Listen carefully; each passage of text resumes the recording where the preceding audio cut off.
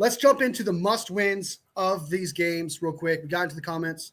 These are the must wins of the games coming up in the divisional round. That is the title of the thumbnail. That's what we got going on. All right. First up is Chiefs versus Texans. This one was hard. Okay.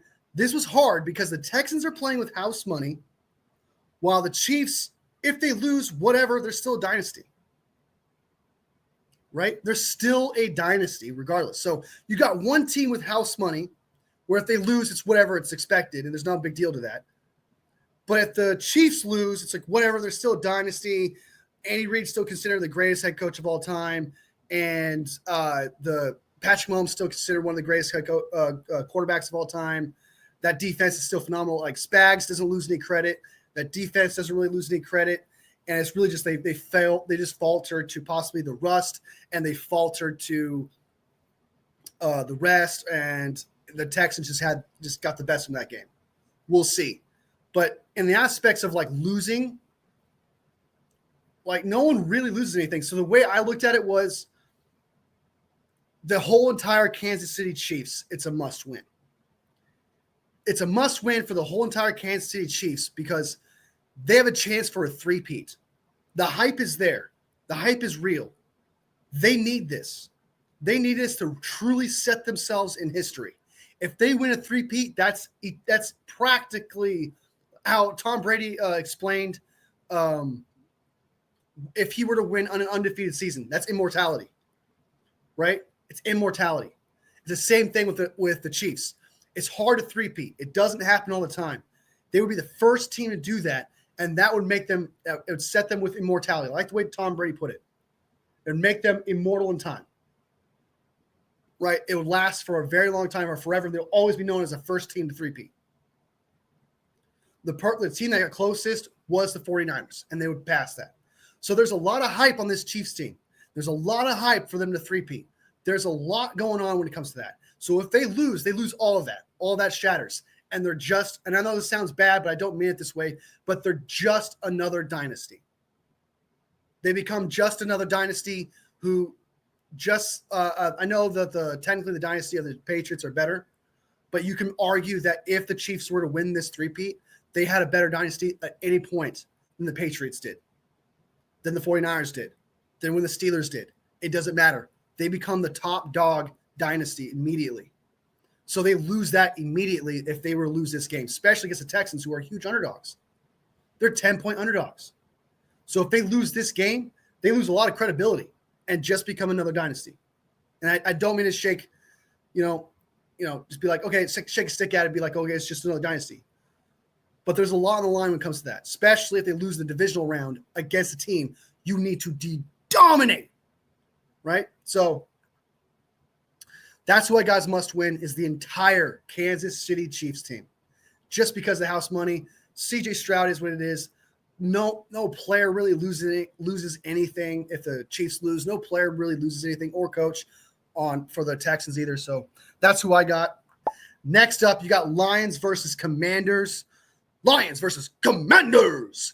The must win of that game, in my opinion, is Ben Johnson and Dan Campbell. Just like the Texans, the Commanders are playing with house money. Jaden Daniels has proved to himself that he is the guy for that team, right? We all know that team was just put together this year. Dan Quinn completely redeemed himself, going straight to the playoffs first year, doing his thing. Phenomenal. If the Commanders lose, they lose nothing. There is no negative to losing against what is considered the best team in the NFC, possibly the best team in the NFL. And I can't remember what seed they were. I can't remember what seed the Commanders were.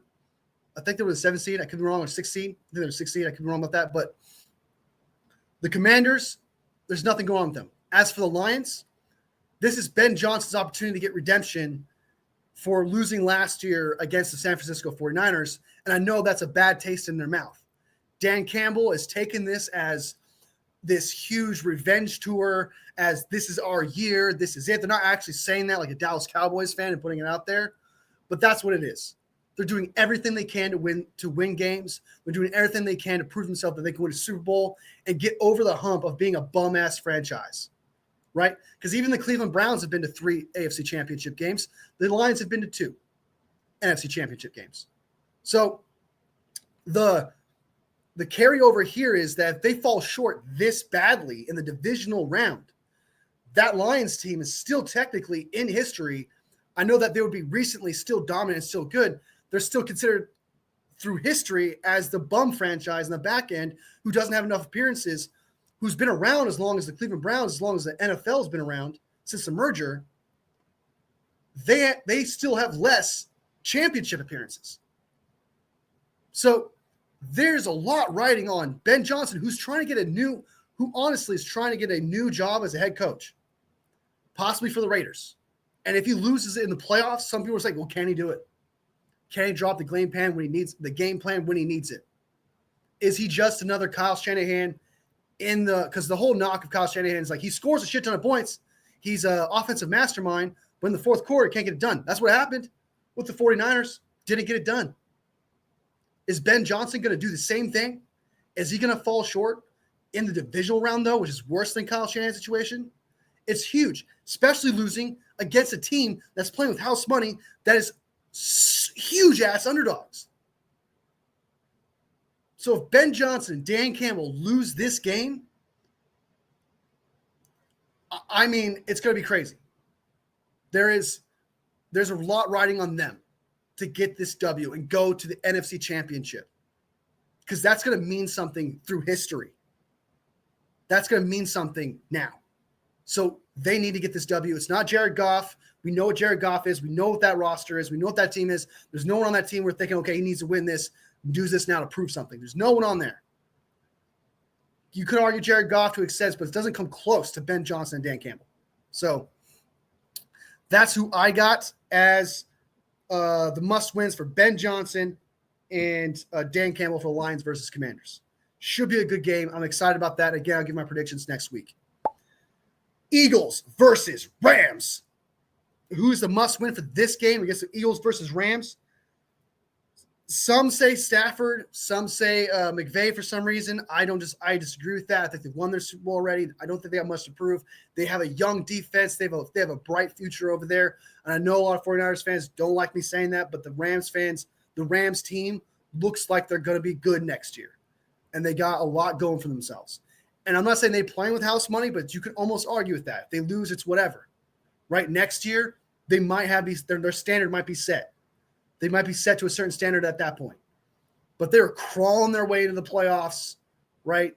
Everyone kind of thought the Rams were there's like a lot of people thought the Rams were going to lose because they were crawling in the playoffs, and then they showed up. And so I think that no one on the Rams really needs this, but on the Eagles side, I understand I said this about Saquon in the wild card round. You sacrificed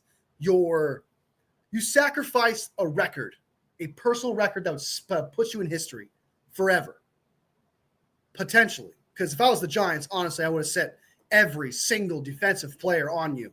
I would have stopped the run 100%. That would have been my job. But I digress. You sacrificed that. You put this out there. Now you have to, at least in my opinion, for Saquon, he needs to at least make the NFC Championship game. I don't think he needs to win the Super Bowl to justify missing out on the record, but I do think that he needs to make the NFC Championship game, at least, to justify it. There's a lot on Saquon. If he loses, a lot of people are just going to keep talking, oh, he sacrificed it. I think people are still going to do it the NFC Championship and Super Bowl if they go, but they're definitely going to do it with wild card and divisional. So in this game, I got Saquon Barkley, and my honorable mention in this game would be Nick Sirianni and Hurts. From what I saw from Hurts, he needs to have a better performance. And if he doesn't perform against the Rams, I know that they have a hot defense right now, but if they don't perform, if he doesn't perform, that's going to look bad on him. And he's just going to be another mid-ass quarterback. Nick Sirianni, they're already talking about firing him.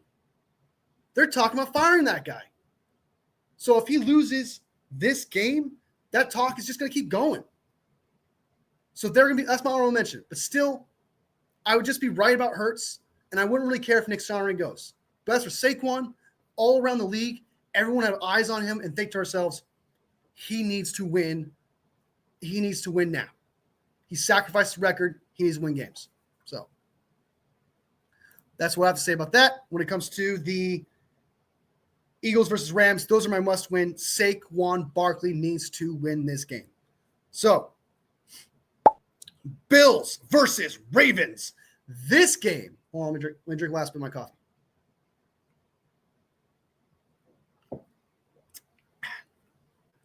Bills versus Ravens. This game, I sat and thought about it. I was like, who has the most to lose here? And it was really hard to think of it. Yeah, I have the Eagles that lose more to lose. I agree, Pop. I agree 110%.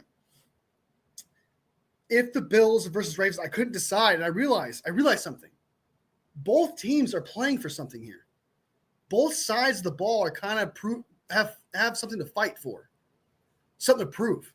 Sean McDermott already gets criticism for not winning the big game, not getting far, not even getting to the Super Bowl, right? Even though we have a head coach that does that. So I'm just throwing it out there. But Sean McDermott gets criticism for that. Josh Allen, same thing, gets criticism for that. John Harbaugh, I know won a Super Bowl, but some say he's washed. And he's not that coach anymore. Some are saying Lamar is just not a playoff guy. He needs to prove himself in this divisional round. Because him running the ball the way he did against the Steelers is going to be a little bit different against the Bills, higher competition. He's going to probably have to throw the ball a little bit more, make bigger plays, and be a lot more of a crucial piece to the Ravens, for the Ravens. The Ravens have the 31st passing defense. Josh Allen can throw the ball. He can spin it. Lamar's going to have to keep up with Josh Allen. Right? So if both of these teams, if one loses, one's going to have huge criticism. No matter what, we're going to have a huge narrative come out of this game. The must-wins are Sean McDermott and Josh Allen and John Harbaugh and Lamar Jackson. Out of this game, the stakes are high. It's not just your typical divisional round. It's not your typical who's going to go face the Chiefs in the AFC Championship game, because that's really the narrative of the game. But who is going to stand out amongst the rest in the biggest moments? Who's going to do that? Who's going to show out? Is the Bills, is the Ravens. So I got both coaches, and it's very possible Sean McDermott might get fired. I'm not kidding. I heard talks that he might get fired. So there's a lot going on here. There is a lot at stake for the head coach and quarterback duos on both sides for both teams. So those are my must-wins for the Bills versus Ravens game, and that is my favorite game of the weekend. Obviously, it's the last game of the weekend. It's smart of the NFL to do that. Last game, last hype, biggest situation. You want to know who's going to go to the Super Bowl, not Super Bowl, AFC Championship game, potentially to face the Chiefs or possibly the Texans. We'll see. But we'll see. We'll see how it goes. But that is my must-wins of the divisional round, and who I think I'll be keeping an eye on for the narratives after the game, because those are the narratives I have after the game if these teams were to lose and they need to win to advance to the NFC Championship or AFC Championship game, and that's who I got. So